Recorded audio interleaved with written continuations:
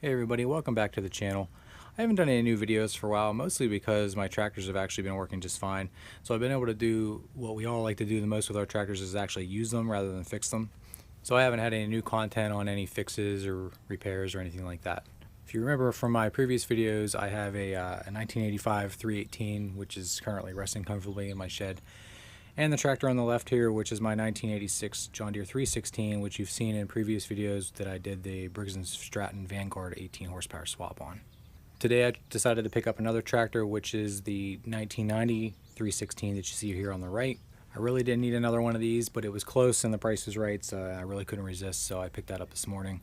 Unlike the one on the left, this one on the right retains its original Onan, and being a 1990, it has an Onan P218. Overall, it's in really nice shape. It runs really good, as you'll see in a few minutes. Cosmetically, it's a lot nicer than the other 316. That was kind of one of the reasons that I wanted to pick this up. It also has the same 50-inch deck that I have on the other tractor, but except this deck seems to be in a little bit nicer shape as well. I spent a good part of the day tearing it down, pressure washing, degreasing, all that kind of thing. All the normal stuff that I usually do when I buy another tractor. I've changed the oil and things also. And just tried to get an overall feel for what it needs and what it doesn't need and so on. So far, the only real near-term need that I've found that it needs is some work to the hydro linkage. As is pretty common with some of these older tractors, the hydro linkage just start to get some play in them. And this tractor has a little bit of a jerky operation, which is probably a bad damper. And it also likes to run away on speed, which is likely some worn parts in the linkage. The other 316 had the same issues when I got that, and I took care of those without much problem.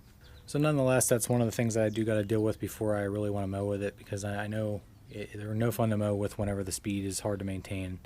Alright, so let's go ahead and fire it up and give it a listen.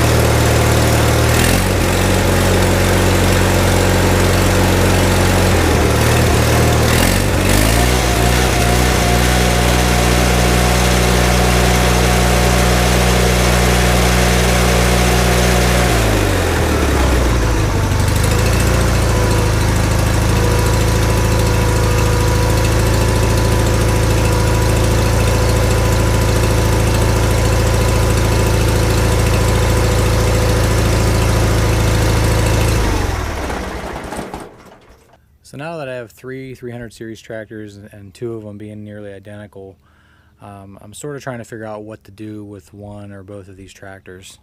I really don't have a need to have two of these, especially ones that are nearly the same tractor. The one on the right that I just got overall seems to be in better shape. Steering, transaxle, etc. is all seems to be a little better shape than the one on the left, even though the one on the left has the brand new Briggs & Stratton swap.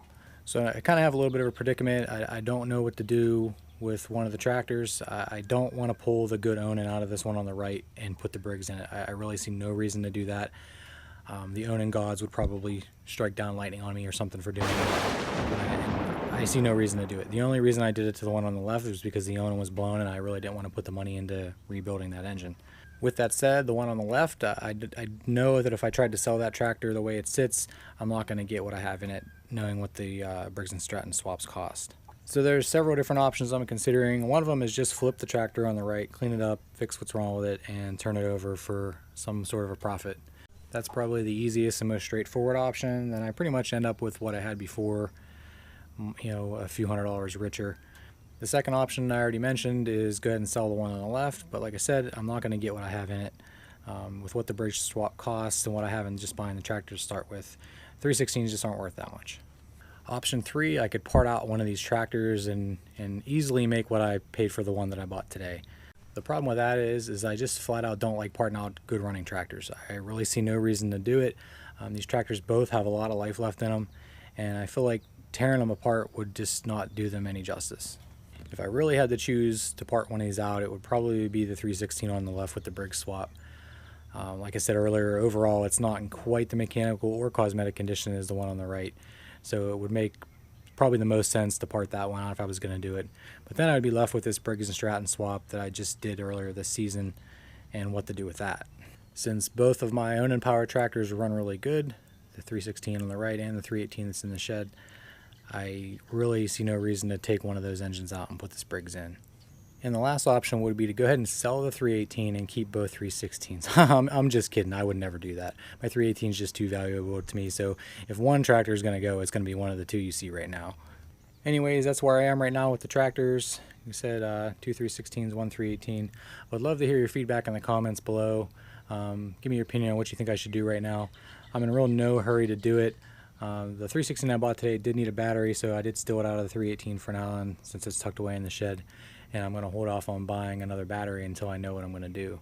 Especially since at this point I'm going to move forward with the assumption that one of the tractors you see here is going to go. Which one that's going to be and whether or not it leaves in one piece or in pieces is remain to be seen. Alright guys, I appreciate you taking the time to watch today's video. Like I said, leave your feedback in the comments below. If you liked the video, give it a thumbs up. And if you haven't already, please subscribe. And I'll see you on the next video. Thanks for watching.